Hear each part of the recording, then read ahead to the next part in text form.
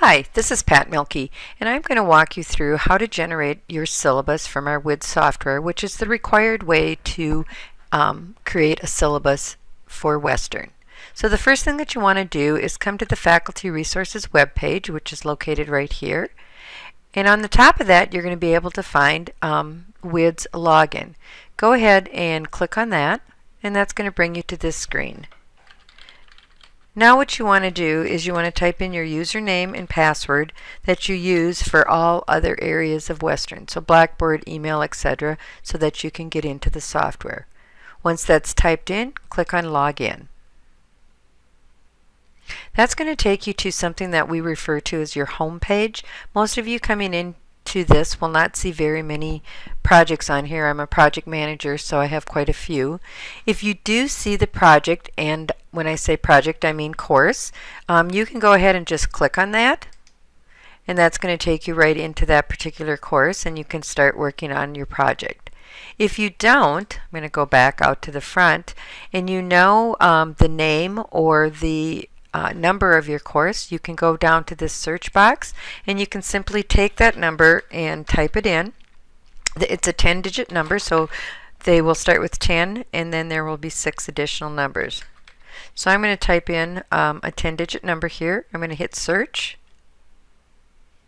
and sometimes it will take a little while, and yep, this is the course I'm looking for, so then I will go ahead and click on that. And once you've done that one time, that particular course will always show up on your home page. So now that we're in here, we want to go ahead and we want to create a syllabi. So I'm going to go ahead and I'm going to click on My Syllabi. And when I get in here, you can see that I already have some in here. Most of you probably won't have anything in here. But the first place to start is to click on this Edit button. And then you're going to have a couple of choices. You can either add or copy. Now, even if you don't see anything down here, I would highly recommend copying it because that's going to give you guidelines and different things like that. So anyone that's shared their syllabus for this particular course, you should be able to see. Let's check and see what that looks like. Let's hit on copy. And sure enough, here's several different syllabi that are showing up. Now I'm going to go ahead, because I'm teaching this course in the fall, and I'm going to go ahead and click on that button right there. And what you're going to have happen when you click on that, it's going to give you this particular box, and it's going to ask you to fill in a start date and an end date. So let's go ahead, and I'm going to put in some fake ones so I can delete this. So we'll say July 4th. And this particular course will end on August 31st. So we put in a start and an end, and now we want to hit save. And now you're going to see that there are actually two Fall 2017 courses up here, and you'll see that one has an edit, and then the one that I just did right now, does not have anything in there. So once again, the first thing you're going to want to do is hit edit. And you will want to change the name. Normally it's not going to come up with this. I always recommend starting with a semester and year, because that's just going to make it easier for you to find them. And I always recommend hitting the shared button, and we'll just put on here Pat's copy. And then once we've done that, we've edited the title, we've hit the shared button, we're going to want to hit save. And now we have saved that syllabus, so it's out there. So the next step that you want to go start working on is changing the section and instructor information. So I'm going to go ahead and hit section, and then that's going to say select a syllabus. So we'll use this drop down box, and we're going to choose Pat's copy. And the start date and end date that I put in there are in there. And then anything that was in the old syllabus will also be in here. So if this does not align with what you are working on for your particular course, then what you'd want to do is you'd want to take that out and then just add in your meeting times. That course was a online one, but you could say that your course meets on Tuesdays from, we'll just do 1 to 12, and I know that's not the right hours, and Thursdays from 1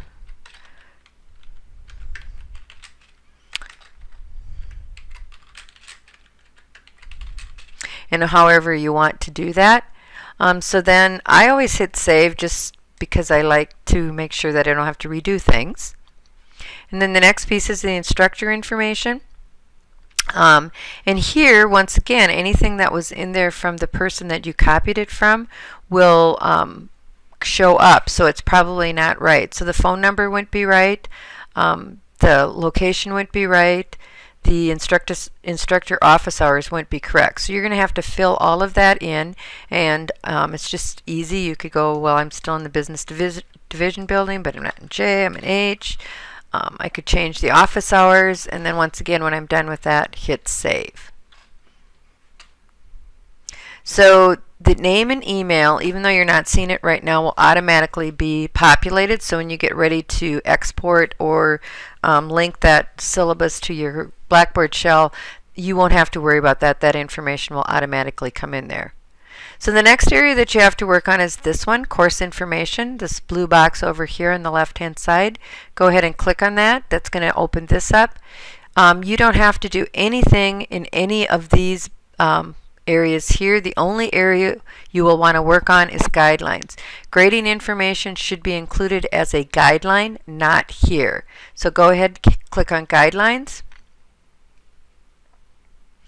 And then any guidelines that were in the course that you copied will show up. You have a couple of different options. You can go ahead and hit this expand button, and you can look at that, and you can decide if you want to keep this, if you want to edit it, anything that you want to do. If it's all good to go, then you're fine. If you want to change it, you'd have to hit on the edit button, and then you can go ahead and you can go in here and type it. If you copy and paste, if you have guidelines that you have in a Word document and you're going to bring them into the WIDS software, I highly recommend that you start by clicking on the HTML and then pasting into there and then editing it. That way your syllabus, font size, and everything else will look a lot cleaner. So I'm not going to add, and this one does not need this because this is already added, so I'm going to take that out. And so now we're ready to go. I just have the entrepreneurship course guidelines in there. I took out the college ones because they automatically populate. I have all the other information in there. So I'm going to go ahead and hit close. And then I'm going to come back. So now I'm on the syllabus list. So I clicked up here, syllabus list. And now here's my copy of the syllabus. And I've gone through multiple different things. If I want to check and see how it looks, I would click on this quick print syllabus. Once again, it's going to ask me to choose the one that I want. So I'll click on that, refresh the report.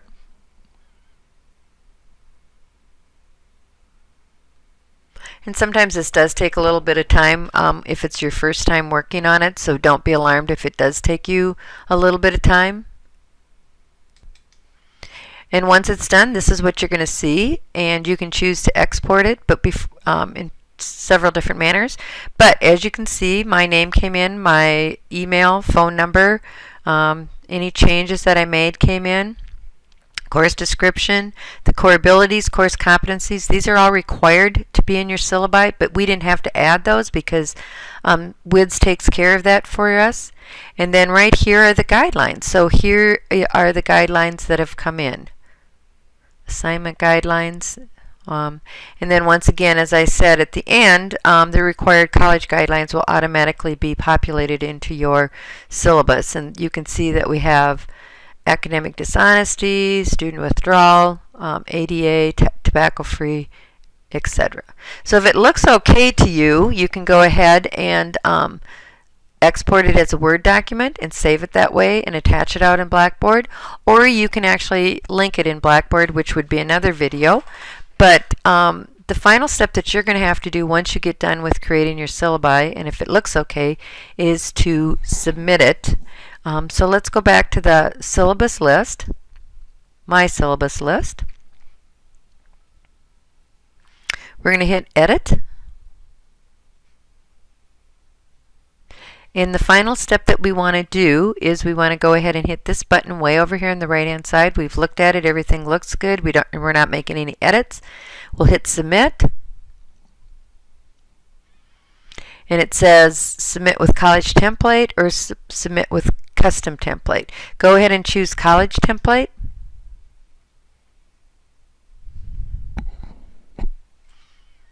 And then it says it's been submitted, and if you want this link, you can also choose, highlight that and put it out in Blackboard so students can access it that way if you want. If you don't, then you're done. Just go ahead and click that, and now you'll see that it's been submitted. Once it's submitted, you can't do anything to it unless you unsubmit it. So just so you know that if you want to go in and you realize you've made a mistake, and it hasn't been approved, as long as it hasn't been approved yet, or archived is the word that they're using, you're okay to go ahead and hit the unsubmit button and do any types of revisions that you like. I hope this helps.